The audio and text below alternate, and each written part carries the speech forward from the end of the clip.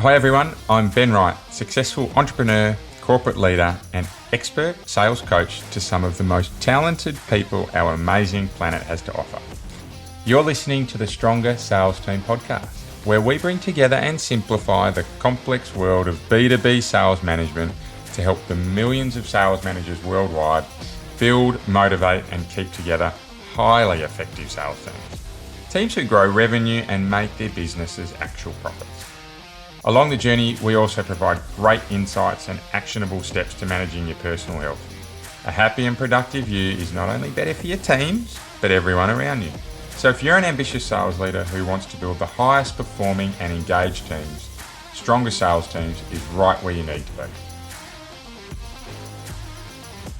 Welcome back to Stronger Sales Teams, the place where we provide real-world and practical advice to help you develop superpowered B2B sales teams.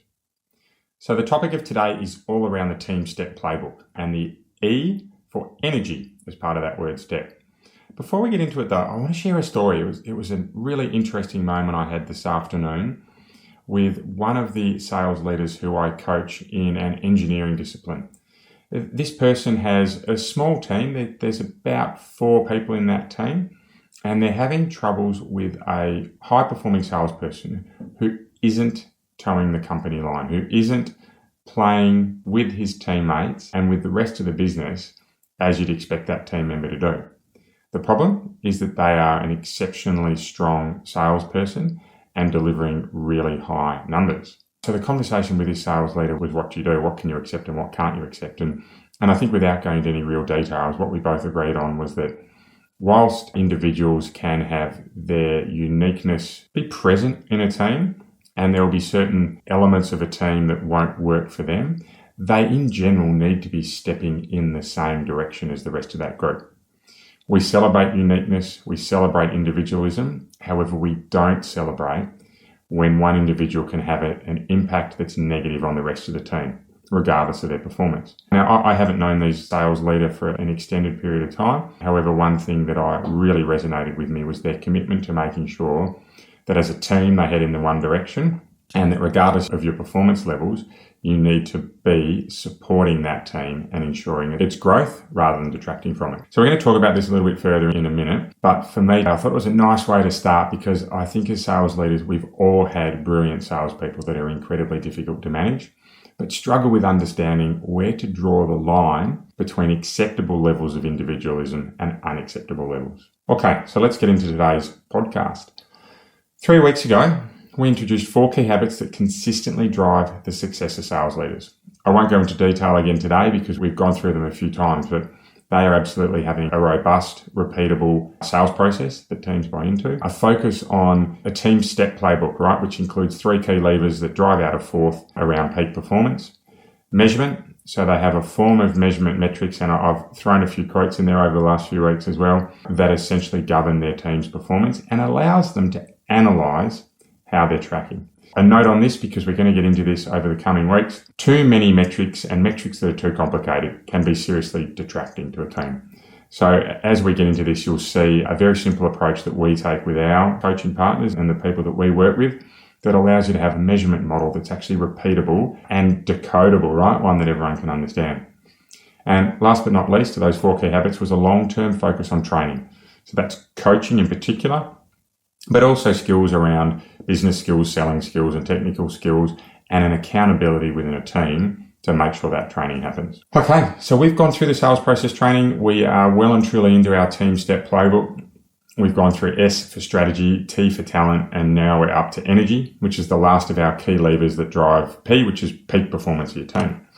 So we know that when the Team STEP Playbook is handled well, that it's a really nice alternative to the standard, somewhat sterile strategic planning processes that most businesses go through. Get strategy right, get talent right, and get energy right, and you have an environment that is highly likely to hit peak performance. We've gone through strategy in great detail. We've gone through, so strategy being essentially the strategic structures and principles and supporting tools that you have to allow the business to function. Talent, that's the type of people that you have in your business and how you develop them, both externally, bringing them in externally, and internally fostering growth. Last but not least, is energy. Energy is the lever of the model that we focus on weekly, if not daily. Where strategy, we're focusing on yearly with a big session and then half yearly or quarterly reviews. And talent, we're looking at a monthly type of focus. Energy really is something that comes in day to day to day. There's an old Babe Ruth saying that I love. It's hard to beat a person who never gives up. And for me, that is a really nice way to describe energy in a team. High energy levels, people that come in, they're resilient, they want to work hard, and they're absolutely driving for success, often hit success, right? They step into the shoes that they want to fulfill. That said, sales leaders, we have all experienced the yo-yoing of energy levels in teams. Anything from real excitement down to somewhat despair, right? And the despair generally tends to come around when they've lost big deals or sales numbers are poor or we're having major delivery issues or product issues, right? When you don't get it right though, the impact of low energy can have a huge impact across not just an individual, but also a team and even into an organization. So we know that getting energy right is really important. But how do we create that environment where energy levels can be high as consistently as possible? Well, again, like the strategy and like the talent levers of the Team STEP Playbook, there's about 16 to 18 ideas that we have as a business that we believe really drive high and consistently high levels of energy within a business. So we're going to go through these today. Again, I don't expect that you're able to nail every single one of these, but if you can get a good chunk of them right, and particularly the critical ones right, then you're putting yourself into a position to be driving really strong energy levels within your team. So first, rules of engagement. I love this. It is something that is omnipresent in every single team that I have ever led. It is all about what we will be known for as a team. And it governs not just how we behave externally, so how we respond to customers, when we respond to customers, how we turn up to customer meetings, how we address customers, how we conduct ourselves when we win and when we lose deals, but also through to internal communications. How do we handle all of that with our peers and with our friends and with the people that we work with to make sure that we're providing as much support internally as we are externally? I love the saying, if it's to be, it's up to me. And that often comes into rules of engagement around keeping our word and having respectful but challenging conversations. Second part, behaviours that govern us. So it's a little bit like the rules of engagement. I touched on respectful feedback, but open candour's a really good one. Party I've worked with, textile industry, global business, heavily based out of the US, they had a great saying, and it went something along the lines of, for autonomy to work, we must keep our commitments and honour our responsibilities. I love it. For that business, it was all about saying, we will give you really high levels of autonomy. But for that to work, we've got to do as we say we're going to do and do what we've committed to doing. Team efficiency, a big part of energy levels. So how do we perform our roles without too much duplication, without too much time spent on non-selling activities, things like systems duplication, stuff that takes our time and effort away from selling. It's a real energy sapper, and businesses that can get this right, that can reduce the amount of system duplication in particular, will generally be able to keep energy levels higher. So today, it really is all about being able to work in a mobile function. So being able to work from home, being able to work out on site and complete documentation at a customer's premises, rather than needing to go back to the office or to the ranch and do it, right? Really important to be able to make sure the team is operating efficiently. In terms of measurements, I think metrics are really important at keeping measurement levels up. Of course, if you have a CRM dashboard that's got 12 reports on it and you go through them in depth every single one-to-one or every single sales meeting, these can be detrimental to energy levels. But if you use them well, and particularly if you have a very focused number of metrics that you allow the team to measure themselves against that are very clear, they can actually be really empowering because you get to spend your time measuring, quickly measuring or efficiently measuring, but then you get to dive deep into the root cause rather than going through report after report. So spoiler alert, we do have a 3-box metric model. Yep, interesting name, really creative name, but we don't think the name's needed for this model. It really speaks for itself in terms of its simplicity. It's coming up in the next few podcasts and there'll be a free resource around it, but I'll keep you posted. Next along the lines, keeping energy levels up all around lead generation KPIs. Right, we need to have some strategies around how we self-generate leads on top of how our marketing teams or our SDRs and appointment bookers make these leads. Salespeople that can feed themselves never go hungry. So my experience, and certainly those within our business, is that if we can keep teams generating their own leads, energy levels are high. That's a whole topic on its own. I'm sure we'll cover it sometime this year, but I'll keep moving now on to a subset of lead generation is personal network growth, right? There's generating leads as a salesperson, but there's also working on your own individual salesperson network, right? So as an individual contributor, how can you grow your network through social media, through networking, through partners, right? What's your secret sauce to building a personal network? I remember once having a team member, we were in a commercial B2B space, very much all about selling energy solutions, actually, speaking of energy, into commercial customers. He absolutely hated lead generation and really struggled at it for a period of about 12 to 15 months. What we ended up working through, we went through about 15 different ways to grow your network, and we tried to find the way that resonated most with him. And for him, it was actually about referrals, because he didn't want to be out cold calling, meeting new people, but he was really happy to go and talk to customers who had enjoyed his service previously. So he developed an extensive referral program, and he was really made sure he implemented it fastidiously. And really his lead generation numbers went from being very low across a team of about 20 through to in the top kind of 15% just by implementing that strategy, right? So there are all types of personal network growth plans that don't necessarily involve cold calling. Moving on, lead response times. Really important that we have lead response times that allow us to get back to customers quickly. It keeps the energy up by knowing there's a sense of urgency. A large franchisee group, they had hundreds and hundreds of franchisees in their industry. They had a KPI when we were working with them of 2 hours. If you don't get back to a lead within 2 hours, it gets allocated onto the next franchisee. Tough, but gee, it created some great customer service results. Next part, how do we meet customers? Also really important in making sure that we have energy levels that are strong, because we are all clear on what our prime method is to getting in touch with customers. Is it face-to-face? Is it via video link? Do we refer them to demonstrations or phone or email, right? And then an extension of this is how do we prepare for meetings, right? How do we prepare for meetings before we catch up with customers? What profiling do we do? What's the minimum amount of information that we need? We want our salespeople to be well prepared before they're meeting customers. Certainly not scripted, but well prepared. So it's really important that we're clear what we need to achieve to be able to make sure our energy is focused in the right direction. Things like interstate and travel protocols, important, right? We don't want people wasting time on working out when they can and can't travel. We want to be really clear that, hey, customers over X value, travel and see them. Customers under X value, you use your local colleagues in the area, for example, right? Every business has different travel protocols. Next along the line, and this is a huge one for me, this is one of the most successful drivers of energy that I have seen in my time in sales, and that is a process called deal reviews. So how do we go about ensuring that each of our BDMs can receive constructive feedback, right? Constructive feedback on the projects that they have in their pipeline in a really safe environment. For me, these meetings should happen weekly. They should have the whole team together and everyone contributes, right? Round table, round the room, you're workshopping projects, you're talking about things that are going well, you're talking about things that you're struggling with, and the team is giving you feedback as to how you can get out and close them. Super powerful when everyone engages. When do we abandon a sales process, right? Great way to eat into energy levels is having a whole lot of customers that are just sitting in that dreaded bucket of inertia. That doom loop of I'm not sure, we're not ready yet, it's not a priority, we need to focus on something else, right? That salespeople hate.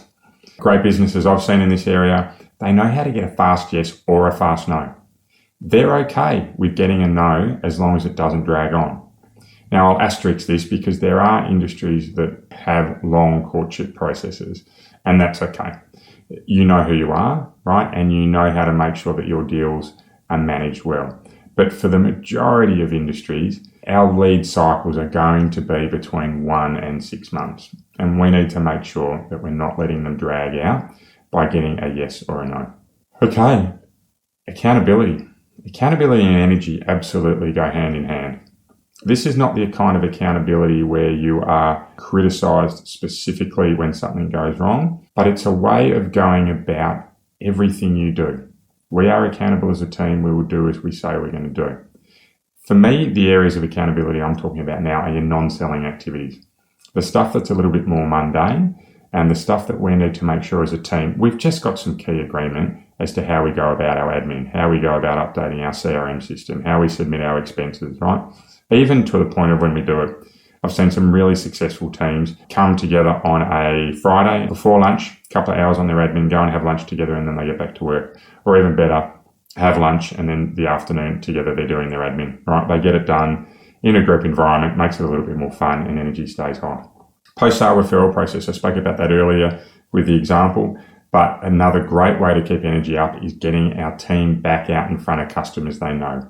It's generally a less offensive way to be out generating leads, and one that's really powerful. Okay, one that's a little bit more challenging, and it's actually about how do we challenge the status quo as a team to ensure that everyone keeps learning and our business offer keeps improving. It's critical that our salespeople have the confidence to be able to challenge the status quo, the confidence to be able to be heard, but the respect to understand that they won't always get their own way. So 5 years ago, I was working with a medium-sized business again. I think it was about a $50 million turnover. I think I've used this business before. And there was a sales rep in that business that was incredibly challenging in terms of their feedback. And in the early days, their feedback really, really strong. They expected to get what they want, and it became a bit disruptive. We managed to find a nice middle ground where this person segregated their feedback into certain times, into the most appropriate times, like sales meetings, and we worked through why not every piece of feedback could be implemented by the business. We actually did that by giving the person a bit more perspective across what the changes can mean. Whilst very challenging to manage, this person actually submitted significant amounts of ideas and, I guess, individual IP that allowed the business to grow and learn. So I was very grateful for it, albeit in a very difficult situation to manage it. And to be frank, I've seen them around the world plenty of times, really challenging to manage salespeople, but if they are channeled in the right way with the right energy, super impactful to the business. Okay, jumping on a little bit around challenging the status quo, it's how do we have difficult conversations with each other? All right, so we agree as a team, what is our preferred method of having a tough conversation? How do we do it? And ensuring that we're always asking permission before we have that conversation. Hey James, I've got a couple of things to talk to you about. Now, okay, we need to sit down and have a proper chat about it. James goes, yeah, great, let's do it. Or James goes, you know what, I've got this proposal due in 2 hours. I've got to spend the time doing it. And it's then up to me to say, let's reschedule. There's some important things to talk about, but let's do it at a time when your head's ready to go. Right, the last thing we want to do is throw James off his sales pitch that he's making, but also we are unlikely to get the best of James if his mind is in other places. Okay, very common. Prioritization for salespeople. When and how do we prioritize? That's all about being really clear what our key tasks are and measuring them repeatedly. So when we have priorities, make sure they are coming up in our sales meetings, make sure they're coming up in our one-to-one meetings, and make sure that we're actually measuring them effectively. If they're not a priority, don't measure them every single week. If they're not a priority, don't have communication that's going out about it every single week, right? We just need to make sure that we are balancing priorities with the amount of communication that comes for that task or whatever the project is. Last but not least, really important for energy levels is that people feel safe when they come into the office, safe when they're working from home, and safe when they're on site. We don't want people coming to work who don't feel safe because it will impact everything they do, and more importantly, it will impact their family. So it's critical that as sales leaders, we make sure that everyone not only feels safe, but understands what safety looks like in the workplace. So if they find things that aren't right, they can call it out respectfully, they can call it out urgently if needed, and get it corrected. Okay, so there's a bit in there. We've gone through quite a lot around the Team STEP model, particularly E for energy and our word STEP. So whilst we don't expect every sales leader and every team that we work with to get that right, what we do see is some common traits in those who find energy to be consistently high in their team. First and foremost is these sales leaders often bring the energy themselves. And this is where the piece I often talk about around health and fitness, around personal health and fitness becomes really important. If you're fit, if you're healthy, if your mindset is strong, you turn up to work well. So all these little health and fitness tips that I give at the end of podcasts, right, gives you a little bit more perspective as to why they're there. Deferring to others, right? So you might bring the energy yourself, but teams that can have multiple people bring efficiency or energy or focus into their teams really succeed, right? Because it's not all relying on one person. So there are great techniques to be able to defer to others. Won't go through them today, but certainly when you have energy up across multiple people in the team, it's very powerful. Thirdly, setting the standards as a group, right? Everyone buys in how you're going to attend a sales meeting. And I've regularly had, when you're late for meetings, you bring muffins or you bring something healthy or you bring coffees, whatever it may be, right? That's not to punish people. That's more about having a bit of fun, having a bit of a laugh, and having some respect for your colleagues. Last but not least, I love the saying, praise specifically, criticise generally. Really important around energies in teams is that we make sure that when things go well, we praise the team and we're happy to praise individuals within reason, right? We don't need to be creating or putting individuals up onto a pedestal. But even more important to that is the second half of that saying, which is criticise generally. The fastest way to bring energy down, to bring focus down, to bring commitment down in teams is when we individually pinpoint people. If something goes wrong, we play the ball, we don't play the man. Really super important. Okay, so that's essentially the Team STEP Playbook done. We've gone through how as a team, if we get our strategy, our talent, and our energy levels right, we can expect to lead to peak performance. So once we get that peak performance, something that's really important is how we maintain it. And we're really conscious of it here at Stronger Sales Teams. So towards the end of Q3 this year, maybe into Q4, you'll see a platform that gets launched from us that has dozens and dozens and dozens of training sessions, some of which will have a specific focus around energy. It'll take the legwork out of you needing to prepare those sessions yourselves, and there'll be heaps of publicity coming once it's ready, but stay tuned, it'll definitely be announced on the podcast. All right, so there you have it. We've had a deep dive into what drives peak performance as a sales team, but as well, what puts them in the best possible position for long-term engagement and tenure and success. So what's your challenge from here? Get moving, make it happen, right? Take some small steps forward to implement the Team STEP Playbook into your team. The free resource is now out. If you'd like a copy, DM me Team STEP on any of the social media platforms, or come directly through to me on our website, www.strongersalesteams.com, or email us. There's plenty of ways to find how you can get in touch with us. We'll get that Team STEP process or the Team STEP Playbook straight back out to you, and you can start toying with it. Once you've had a go at it, you've engaged with your team, feel free to contact me if you need more help. We run a free online call for new people to the business, so I'm more than happy to focus specifically on that for you. Okay, before we leave, that health and fitness tip, I mentioned it really specifically to give some perspective today. Today, a little bit unusual.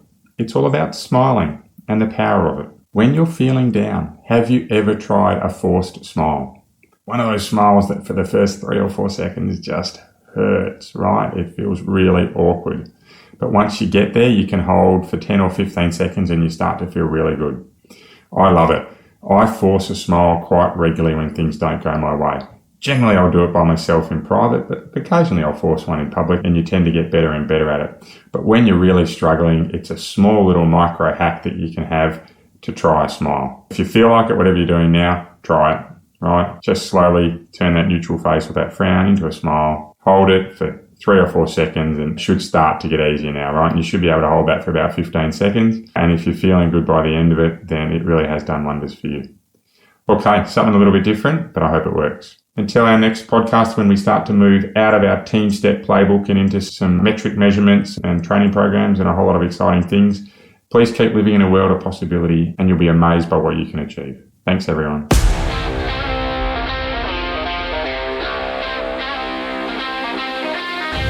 Want to be kept up to date with any of our free materials to help you build the best sales teams possible?